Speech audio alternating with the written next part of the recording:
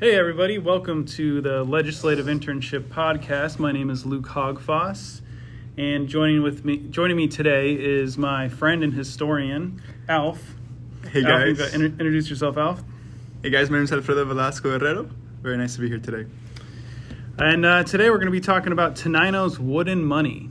And this is going to take us through some history of the Great Depression. It's going to have some great conversations about what is money, what do we value, and it all takes place in Washington, so which is the point of this whole podcast series is Washington State history.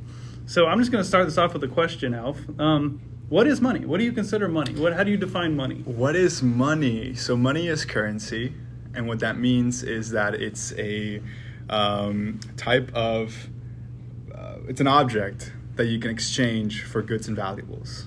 That's essentially what money is. Yeah, I think that's great. And right now we're kind of going to get into how a tiny town in Washington kind of came up with their own concept of money, of a way to exchange things for goods and services, just like you defined. Cool. So we got to go back to the Great Depression. So I'm kind of going to give a crash course in the Great Depression. Feel free to ask questions, Alf, or chime in with your knowledge. Sounds good. So the Roaring Twenties, we know the Roaring Twenties was a time of economic growth. The stock market was soaring. Mm-hmm. And a lot of people were buying stocks on margin, so they couldn't afford to buy stocks, but they wanted in on this stock market growth, like get rich fast kind of thing. Right. So they would buy it on margin, meaning it was on loan. So they would take a loan out to buy a stock in hopes that the investment would pay off and pay off the loan. And I think you can see where this is going. Very smart investment. Yes, it would pay off the loan and give them some profit on top of it. So as markets do, they started to go down. Mm-hmm. So now you have banks loaning money out on margin, right? So these people can't pay these loans because they're banking on the stock market to increase. The banks themselves were loaning out money into the stock market, taking depositors' money and putting it into the stock market, which is now going down, as stock markets do. And it was going down for various reasons. It's hard to pinpoint, but they cite overproduction, right, and also just a loss in faith when they start realizing how many people have loans for these stocks. Like, where is this money actually coming from? Mm-hmm. So you have the banks kind of running out of money. You have depositors now really scared that the banks are going to lose all of their money. So they do what's called a run on the bank. They go to the bank to get out their money, liquidate their assets before it's all gone. Because nowadays we have insurance. Yeah. Like if the bank, irresponsibly, or, if the bank makes some bad investments. That's what we'll call it. Your money is insured by the federal government. Exactly. But that wasn't the case back then. So if they lost your money and the bank closed, then you were out money. And this is what the Great Depression is based off of, is people losing their money in the banks from the stock market crash. It was sort of this domino effect from the liquidation to this crash of the actual markets. Yeah, and the fact that people made a run on the banks made that worse, right? Because they wanted to pull their money out, which made the crisis more of a crisis. So the 9,000 banks closed during this time across the country. Wow. And Tenino was one of the banks that was affected. The Citizens Bank of Tenino. It's the only bank in Tenino. And for those listening, Tenino is a tiny town about 30 minutes east of where we are right now at the Capitol, 30-minute drive east. A tiny little town. I think it was like a quarry town, a lumber town. Still a town today. I think there's like 2,000 residents. The security guard, Tristan, is from Tenino. Resident. That sounds good. That's crazy. So still going strong. So their bank also was impacted by this stock market crash and these stocks on margin, these loaned stocks. So they closed their doors. They said, we can't have a run on the banks. We're going to close the doors. And the city had a plan with the bank to dole out people's assets, but that was going to take some time. Yeah. Right. So there's close the doors. We'll give out the rest of your remaining money, which is not all of it, but part of what your assets were in your bank. I was going to take some time, so they decided to come up with a system of currency in the meantime, to keep goods and goods and services in motion in the town. So at first it was a paper money. Okay. But basically it was like the city is going to make these paper money that represents 25% of your assets that are in the bank. Okay. In this paper currency. Mm-hmm. And you could use that in the town, and only in the town, because outside of the town it didn't Right. really mean much. It had to be Only agreed the town upon. guaranteed the value. Right, of it's the- kind of like that yeah. concept of what is money. It's like you have to agree that it has value. Exactly. So they weren't the only place to do this. In Pismo Beach, California, they came up with clamshell money, and I can show you a picture of that. Clamshells. Yeah, Oh wow. it's the same concept. $1 on demand at highway cigar stores. That's interesting. Yeah, I'm showing a picture to Alf right now of a picture of a clamshell, and it says on it $1 on demand at highway cigar stores. This is the same concept that Tenino did, and I'll show you a picture of Tenino's wooden money as well, which is just kind of this kind of thing.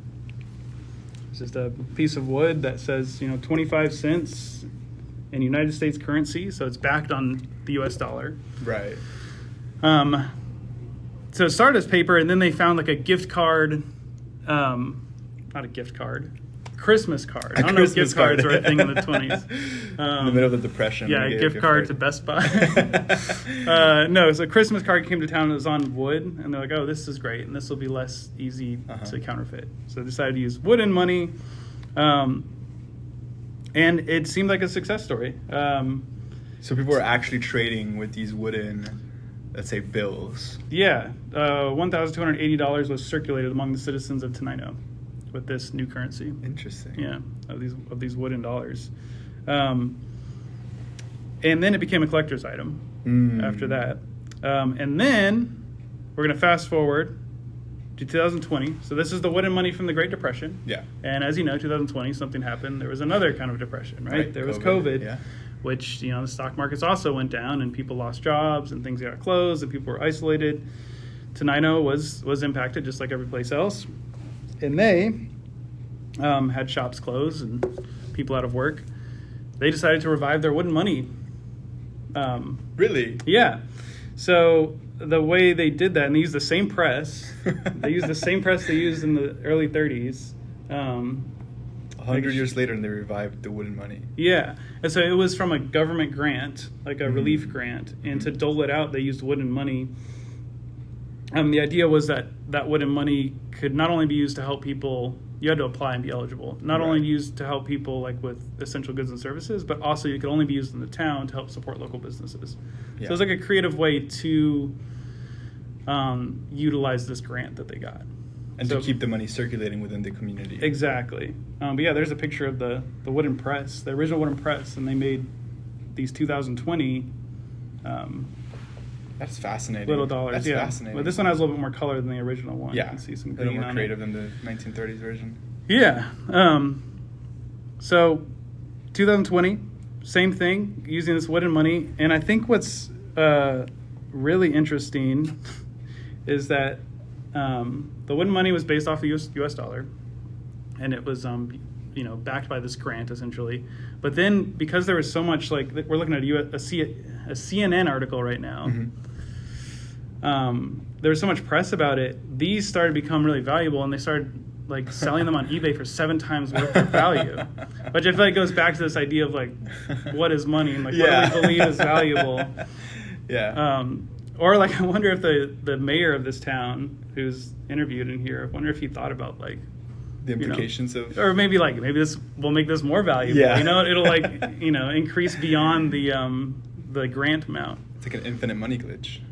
Yeah, exactly. So that's essentially it. Do you have any questions about this kind of timeline of Great Depression and money, and we kind of lost faith in money, and this town kind of came up with their own form of money, and at the end, after 2020, reviving it again, people were like, well, I think that's more valuable than what is actually stated as its own value. So I think I'm curious, like, how long were these in circulation? When do they know, okay, guys, now the wooden money is no longer valid as a form of currency? Yeah, I'm not sure the exact timeline. Printed on paper stock in December 1931, and 1,280 was circulated. and I'm not sure how long. I've heard from people that live there that it's still accepted, and I'm not sure if that's the 2020 versions or if it's the original versions. Yeah. So yeah, I'm not sure how long they were used for. But that's fascinating. Yeah. That they were even in circulation like that. Yeah. Especially during a time when people were, like you said, losing hope or faith in the financial systems that, you know, the United States had kind of, it's in a nice word, fumbled, I suppose, you know, if you can call the Great Depression a fumble maybe, or an economic fumble. I mean, that's the reason that we have the insurance, the federal insurance Right. for money in banks now. But it's fascinating that you see these kind of like alternative, parallel kind of solutions being kind of made up by these different little like communities of people that were trying to really just kind of all uplift each other out of these situations that everybody was kind of experiencing. And to see that kind of like collaboration and community is pretty cool, especially when we've lived through it ourselves, and we can kind of recall to a time when things were rough for a lot of people. And you know, the wooden money seemed like it helped.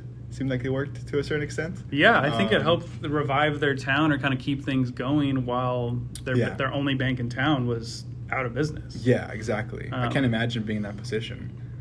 So yeah, it looks like it was a pretty good idea that executed kind of helped people maintain themselves in a way that probably wouldn't be possible otherwise.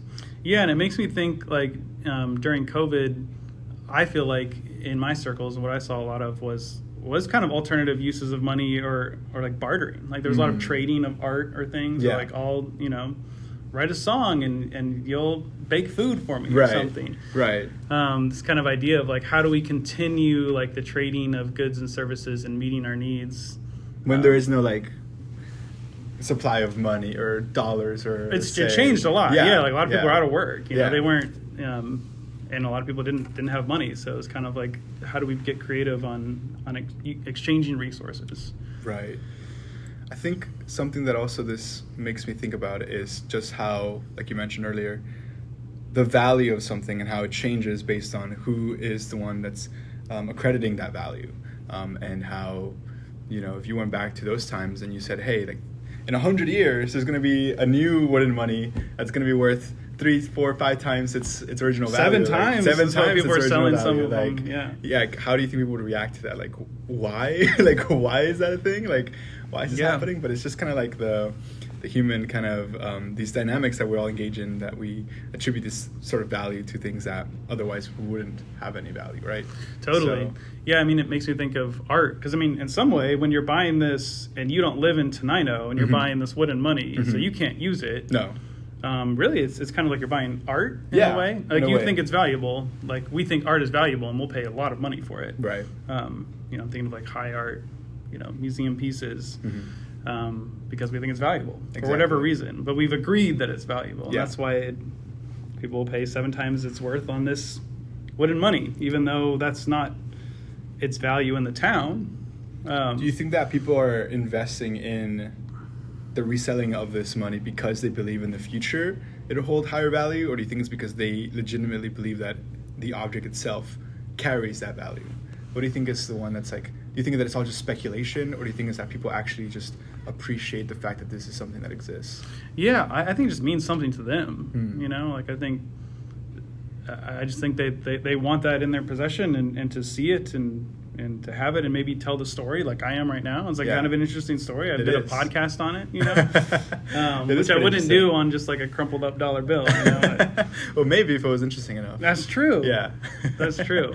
But I am interested in these things on like what people think is valuable. And I think this is kind of an interesting story right here in Washington. Yeah. Do you think that there'd be any like future application for this kind of thing? Like in the future, in case that there are other incoming monetary disasters, which I'm sure it's never going to happen, but I'm curious if Tenino would go for a third round.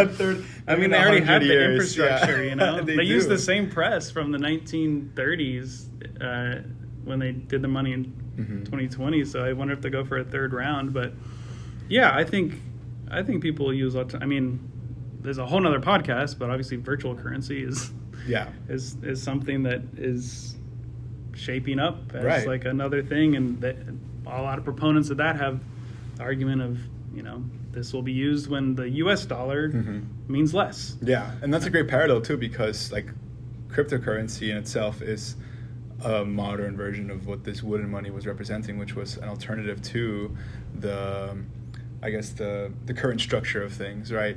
I think that originally Bitcoin and these other cryptocurrencies did have a goal in mind of being an alternative to the dollar, Right. being its own currency.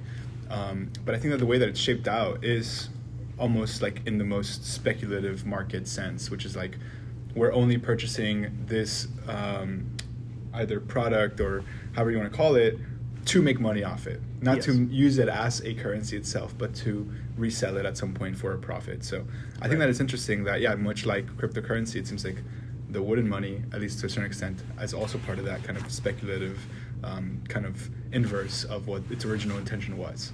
Yeah. So yeah, like with crypto, but crypto is the sort of thing that,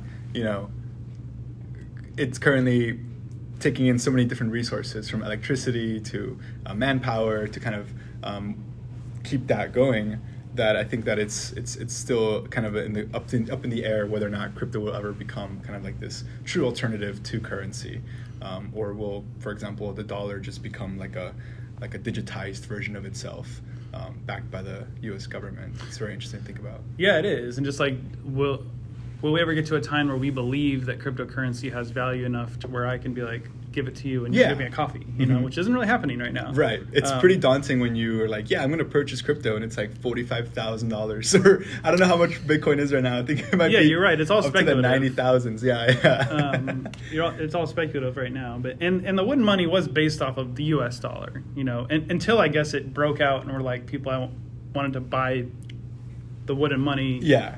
to not purchase goods, Right, just to have it. Yeah, I guess that's where it kind of broke out, maybe, Mhm. where it's not like backed by an exact representation of the U.S. dollar, which was kind of the wooden dollar, the wooden money idea. So yeah, It is also interesting because at the time during the Great Depression, right, the dollar was still being backed up by our gold reserves, and so This it is was a something- gold-based currency. It wasn't until later that it became a fiat currency. yeah. So it's interesting that even then, people were kind of toying with the idea of this sort of like fiat-esque kind of system where, right, the city was guaranteeing that these dollars or wooden dollars were valuable, but it was only within the city, right? If you went to any other city or any other part of the state, people are going to look at you like you're crazy. Like, what are you doing here with this little piece of Tenino wood? wooden money? Yes. Exactly. So I think that's also very interesting how, like, even before the U.S. dollar converted into a fiat currency, that there was these experiments, let's say, down on the ground level to try to see how currency actually works, or like how people treat currency, even if it's not directly linked with like some kind of like valuable object, Right. like gold or like even just the dollar or whatever. So it's also fascinating, kind of the transformation of currency in that sense during the 20th century, because you think of it now, and it's almost silly that it felt like gold was such a pivotal kind of central part of what money was, right? That this kind of like arbitrary metal that we found in the earth, kind of we attributed all of the worth of all the wealth to this one thing, and now it's completely different, right? So now the dollar is backed up by a bunch of different systems, government And belief, mostly. and also faith in the system Yeah. itself. So that's a fascinating aspect of the story as well. Yeah, I think so too. Well, thank you so much, Alf. This has been a great time learning about this, talking to you about this, hearing your perspective. I hope listeners learned something about the Great Depression. I know I did, researching it. It's something I hear a lot about. My grandparents experienced it, but it was interesting kind of like breaking down what caused it, which is not precisely agreed upon by everybody, but generally, what we talked about, the stock market crashing and why it crashed and why there was a run on the banks and why banks closed, and kind of like how people responded to that. Yeah. And the parallel to COVID, Right. which was kind of a similar experience. Right. So, and then the ideas of what is money, what is valuable, and what holds what's held in the future for us on currencies and other ups and downs of society. I learned a lot today. Thank you I so learned much, a lot of Al. things I did not know before. Me too. Okay, well, thank you so much. This has been Luke Hogfoss here of the Washington State Legislative Internship in the Civic Ed program. Alf, you want to sign up? All right, thank you very much for listening. This has been Alf, and I'll see y'all soon.